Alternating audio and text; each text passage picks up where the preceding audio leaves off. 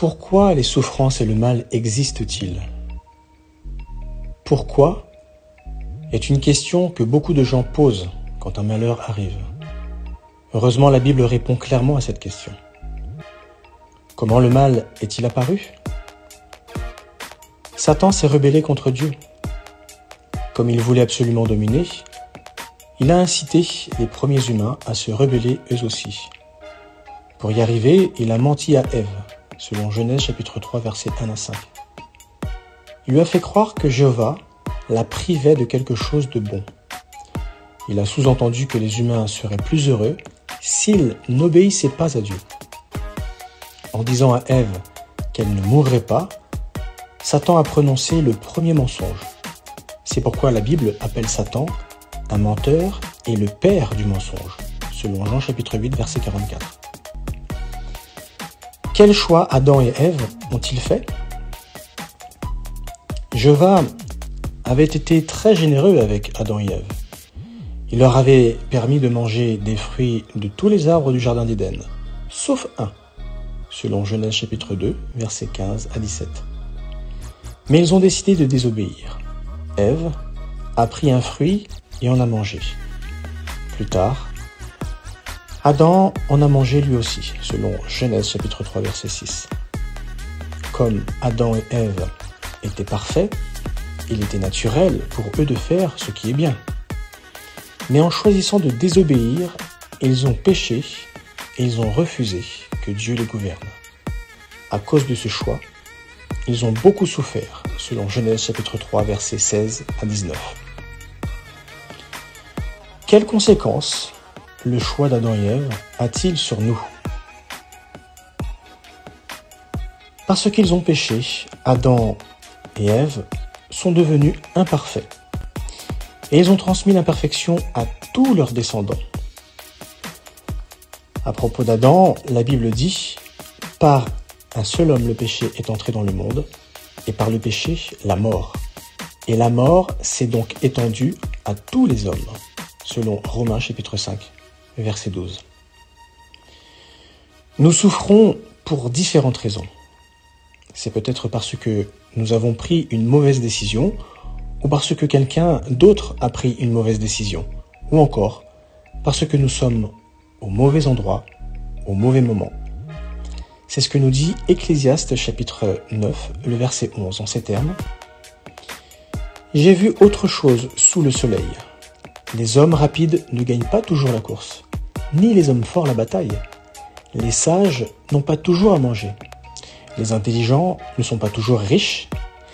Ceux qui ont la connaissance ne réussissent pas toujours, parce que temps difficiles et événements imprévus les surprennent tous. »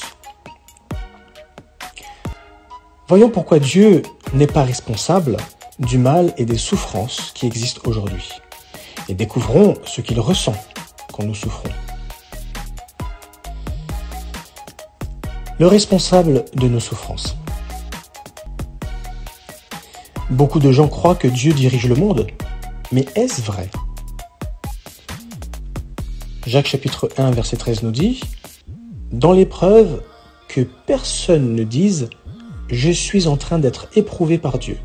Car Dieu ne peut pas être éprouvé par des choses mauvaises, et lui-même n'éprouve personne de cette façon.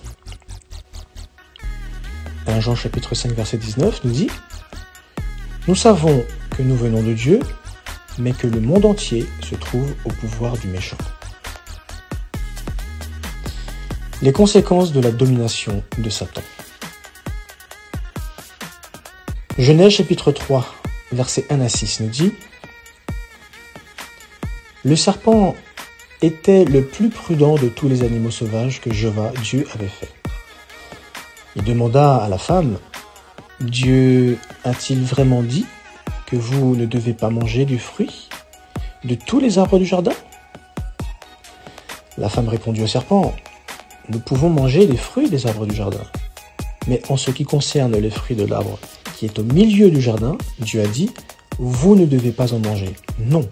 Vous ne devez pas y toucher, sinon vous mourrez. » Cependant le serpent dit à la femme, « Vous ne mourrez absolument pas, car Dieu sait que le jour même où vous en mangerez, vos yeux s'ouvriront et vous serez comme Dieu.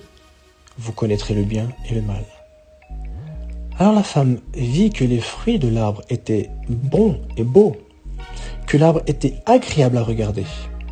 Elle prit donc un fruit et en mangea. Puis, elle en donna aussi à son mari quand il fut avec elle, et il en mangea. Selon toi, quel mensonge Satan a-t-il dit ? Comment Satan a-t-il laissé entendre que Jéhovah empêchait les humains de profiter de quelque chose de bon ? D'après Satan, les humains ont-ils besoin d'être dirigés par Jéhovah pour être heureux ? Regardons ce que Ecclésiaste chapitre 8, verset 9 nous dit.